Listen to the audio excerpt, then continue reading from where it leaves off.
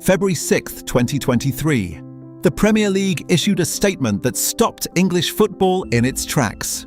Manchester City, the reigning champions of England, winners of the treble just months later, had been charged with 115 breaches of their financial rules. 115? That was the number on the press release. That was the number that appeared on every back page, every sports bulletin, every football podcast in the country for weeks. Except that number was wrong. Due to what has since been confirmed as a reporting error in the Premier League's own document, the actual number of individual alleged rule breaches is 130, 15 more than the world was told, and this channel is going to cover every single one of them across this three-part series. But before we get to the charges themselves, you need to understand how we got here. Because this story does not begin in February 2023. It begins 15 years earlier, in Abu Dhabi. To understand why Manchester City are facing 130 charges today, you have to understand what happened to the club starting in September 2008. Before that date, Manchester City were a respectable but unglamorous Premier League club. They played at the City of Manchester Stadium, the Etihad as it is now known, and finished in mid-table most seasons. They had not won the league title since 1968. Their last major trophy was an FA Cup in 1969. A full generation of supporters had never seen their club win anything significant. Then, on the 1st of September 2008, Sheikh Mansour bin Zayed Al Nahyan completed a takeover of Manchester City for £210 million. Sheikh Mansour is a member of the Abu Dhabi royal family, a deputy prime minister of the UAE, and one of the wealthiest individuals on the planet. His personal net worth has been estimated at over $30 billion. What followed was the most dramatic transformation in the history of English football. In the first summer alone, City spent over £100 million on players. Robinho from Real Madrid for £32.5 million. Then in January 2009, Craig Bellamy, Nigel de Jong, Wayne Bridge, Shay Given and Gareth Barry all arrived. The message was unmistakable. This club had money that English football had never seen before.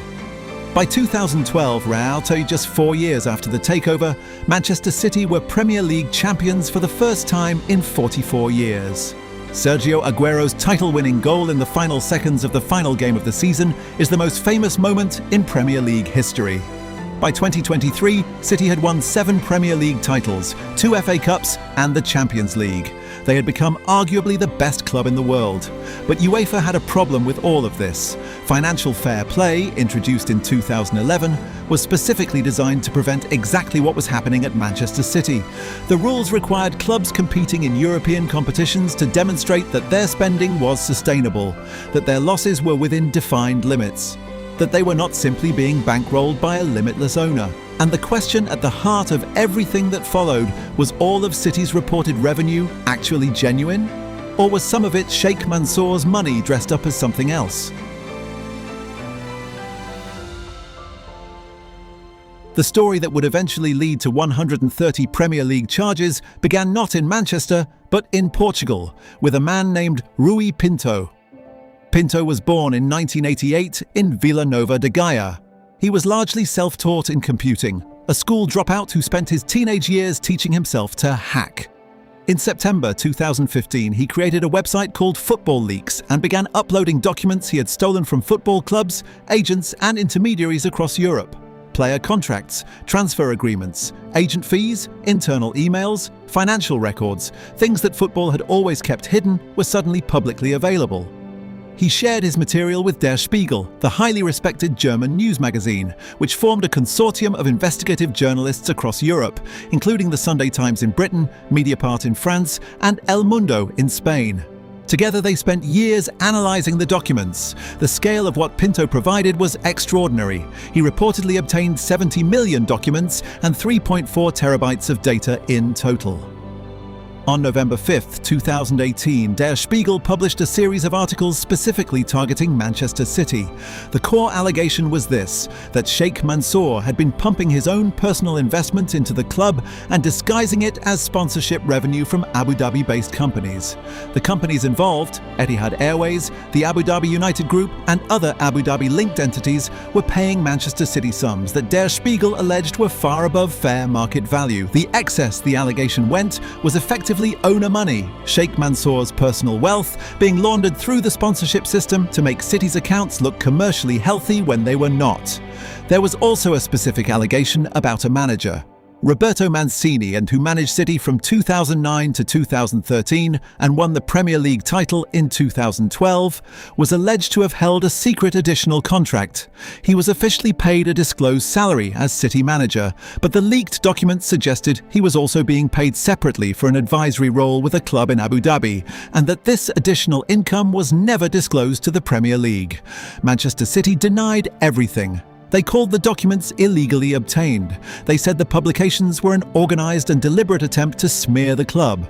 Critically, they did not deny the documents were authentic, only that they had been stolen. Rui Pinto was arrested in Budapest in January 2019, extradited to Portugal, and in September 2023 was given a 4-year suspended sentence for attempted extortion, illegal data access, and breach of correspondence. He is a convicted criminal. The Portuguese court found he was motivated in part by money, but the documents he provided, however they were obtained, became the foundation of every investigation that followed. The Der Spiegel publications triggered a UEFA investigation. UEFA had already been aware of concerns about City's finances. There had been earlier correspondence between the two organisations, but the leaked documents gave UEFA's investigators the specific detail they needed to build a formal case. In February 2020, 18 months after the original Der Spiegel articles, UEFA's adjudicatory chamber delivered its verdict. Manchester City were found guilty of serious breaches of UEFA's financial fair play regulations. The punishment was severe, a 2-year ban from all UEFA competitions, meaning the Champions League and Europa League, and a fine of €30 million. This was catastrophic for City. They had spent more than a decade building towards European supremacy. Pep Guardiola, one of the greatest managers in football history, had been appointed specifically to win the Champions League. The 2-year ban, if upheld, would mean 2 seasons of top-level European competition gone. Players would leave, recruits would go elsewhere. The project could unravel. City appealed immediately to the Court of Arbitration for Sport, the independent body that sits above UEFA in the sporting legal hierarchy. And in July 2020, just 5 months after the UEFA ruling, CAS overturned the ban entirely. The fine was reduced from €30 million to €10 million. But the detail of why CAS overturned the ban matters enormously. CAS did not find that City had done nothing wrong. CAS cleared City of the most serious allegation that they had deliberately disguised owner investment as sponsorship revenue. But CAS also noted explicitly that Manchester City had shown what it called a blatant disregard for UEFA's investigative process. And crucially, CAS cleared City largely because the charges were time-barred. UEFA's own rules only allowed prosecutions within a 5-year window. Many of the alleged breaches occurred outside that window, meaning UEFA could not legally pursue them, regardless of what the evidence showed. The Premier League has no such 5-year limitation in its rules. Their investigation was not bound by the statute of limitations that saved City at CAS. The alleged conduct that CAS could not prosecute, the Premier League could and did. This is precisely why legal experts consistently say that the English case represents a far greater danger to Manchester City than the European one ever did. While the UEFA case was playing out, while City were fighting and winning their appeal at CAS, the Premier League had quietly opened their own investigation, December 2018. That is when it started.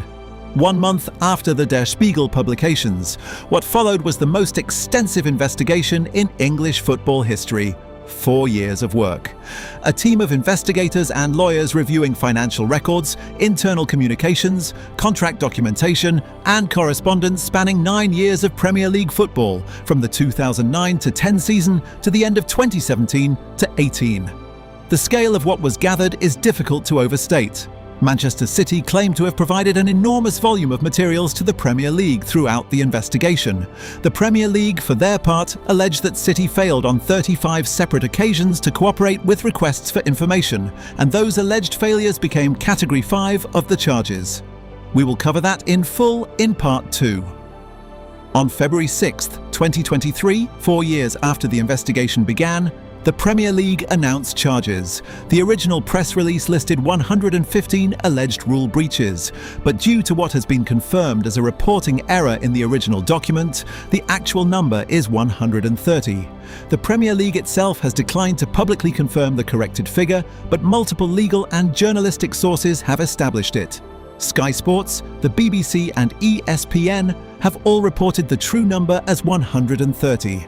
The charges cover a 9-year period, from the 2009/10 season to the end of 2017/18. Those 9 seasons include 3 of Manchester City's Premier League title wins, 2011-12, 2013-14 and 2017-18. All 3 title-winning seasons fall within the period that the Premier League alleges City were operating in breach of the rules. The implications of that, the question of what happens to those titles if City are found guilty, is one of the most explosive questions in English football. We will come back to it in part 3. Manchester City responded to the charges with a statement saying they were surprised. They said they had provided extensive materials to the Premier League during the investigation. They said they looked forward to the matter being, in their words, put to rest once and for all, and they denied every single one of the 130 charges. Every single one.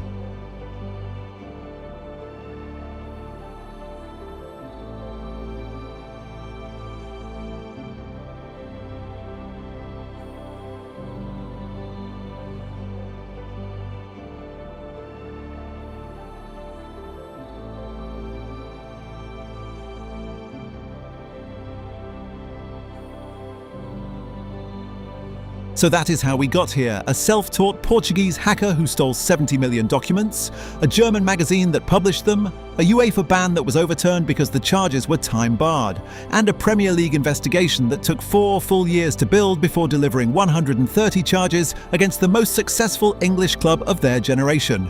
But the charges themselves? The specific detail of what each of the 5 categories actually alleges, season by season, regulation by regulation, year by year, that is the next part of this story. And it is more specific, more technical, and more serious than anything you have read about this case before. Because understanding this case is not just about Manchester City. It is about understanding how financial regulation works in football, why it matters, and what it means for every club in this pyramid, from the Premier League all the way down to level 10, when the biggest club in England is accused of systematically breaking the rules that are supposed to keep football fair. 130 charges, 5 categories, 9 years. Part 2 breaks every single one of them down. That is next. Subscribe, because the pyramid goes deeper than you think. Welcome to the Football Pyramid.